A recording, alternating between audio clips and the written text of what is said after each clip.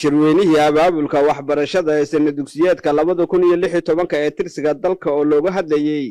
dardargelinta iyo kor u qaadista tayada hawlaha waxbarashada uu soo diyaariyay xafiiska waxbarashada maamulka magaalada Qabri Dahar ayaa waxa ka soo qayb galay qaybaha kala duwan ee bulshada ku dhaqan magaaladaasi sida barayaasha dugsiyada maamulayaasha guddiga waalidiinta ardayda iyo waliba sidoo kale gudoomiyaasha xaafadaha maamulka magaalada Qabri Dahar ay ka kooban tahay haddaba shirweynahan abaabulka waxbarashada ayaa qayb ka ah kulamo sanadle ah oo la qabto sanadkiiba hal mar isla markaasina lagaga tashado wax iska weydiinta sidii uu ahaa sanadkii tagay iyo waliba sanadka cusub ee geedi socodka waxbarashada sanad dugsiyeedka 2016 ee la bilaabay isla mar ahaantaasina lagu goofeynayay tayeenta iyo waliba kor u qaadida waxbarashada ee dugsiyada maamulka magaalada Qabri Dahar sidii wax looga bedeli lahaa geedi socodkan waxbarashada madaxa xafiiska maayarka maamulka magaalada Qabri Dahar mudane Cabdiweli Maxamed iyo sidoo kale madaxa xafiiska waxbarashada maamulka magaalada Qabri Dahar mudane Axmed Xaashi oo halkaas kula hadlay ka soo qayb galayaashii shirkani ayaa ka warbixiyay geedi socodka waxbarashada sanad dugsiyeedkan waxyaabaha xoogga lagu saari doono sanadkan waxaan ogsoonahay shahaad cusub oo waxbarashada laga qaatay si guud ka dal ahaan iyo ka deegaan ahaanba si loo soo celiyo tayadii iyo maqaamkii waxbarashada waxaan ogsoonahay ololayaal kala duwan oo waxbarashadii in tubteedii ay mudnayd lagu soo celiyo in la wado arrintaasi waa arrin idinka oo bahwadaagtu una la rabo inaad doorkiina ka qaadataan haddii ardaygu uu fasalka intuu dhaco fasalka kale u gudbi jiray waa la joojiyay haddii qish lagu baasi jiray waa la joojiyay hadda ka hor baa la sii joojiyay haddii arday aan waxbarasho tayadeed lahayn ama aan da'di waxbarasho gaadhin oo la hayo uu jiro waxaa ilaa heer xidhitaan la isla gaadhay in goobihii waxbarashada la keeno waxaa la isla gartay in waxbarashadu noqoto mid cilmi iyo mataqaanaayay aqli u soo kordhisa ardayga waxbarasho ku salaysan inaan abuurno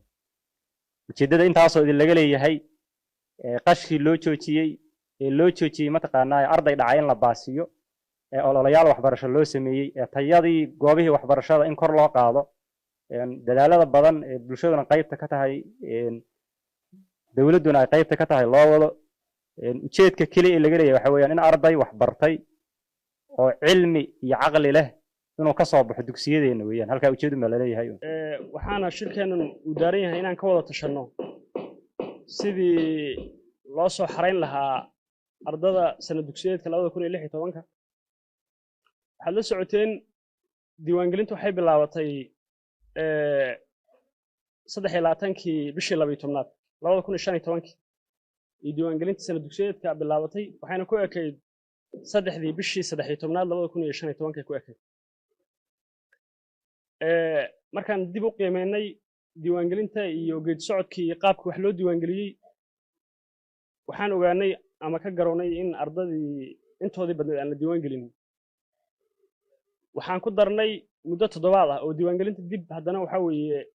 loo bilaabay diiwaangelintii 2 toddobaad oo dambe dib u socotay iyadoo waxbarashadii ay bilaabatay 14kii maskaram oo ku beegnayd isniintii la soo dhaafay haddana ardadii sanad dugsiyeedka waxbarashada gaadhay weli waxaa jirta arday badan oo la diiwaan gelinin ama da'da waxbarashada ha gaadho ama kuwii hore waxbarashada u dhigan jiray ha noqdaan arrintaa marka inaan doorkeena ka qaadano qaabkii ardada loo soo celin lahaa waxbarashadana loo keeni lahaa ayaan muhiim u aragnay shirkeenana ujeedada ugu muhiimsan ay u daaran yihiin sanad dugsiyeedkan innaga ka xafiis ahaan waxa weeye ka magaalo ahaan waxaa inoo qorshaysnayd in ugu yaraan lasoo xareeyo arday 12,480 arday in lasoo xareeyo way ahayd annagoo ka duulay sanadkii hore ardadan haynay iyo sanadkan ardada cusub aan qaadan karno ardada cusub aan qaadan karno sanadkan waxa weeye ardada KG-ga ah ee sida cusub loo qaadan hayo iyo ardada fasal koowaad ah وأرض عصبة سنة كان لقادن هيوي أنت أمرك اللي قدروا أرضي سنة فيه هور اللي هي أيا وحين قلنا يساوي حوي لبي تونكن يافر بقول يستيتن أرضينا عن سنة كان قبلنا ومجالد أي وحكو برتان بقرشوها waxaa intaa dheer arday 1420 arday ah oo waxbarashada dadka waaweyn ah in iyadana la qaabilo sanadkan oo waxbarashadooda dib loo bilaabo ayuu qorshuhu almost arday 16,000 oo arday ku dhow in magaalada ay wax ku bartaan waxbarashada dadka waaweyn waa magaalada way ka socotaa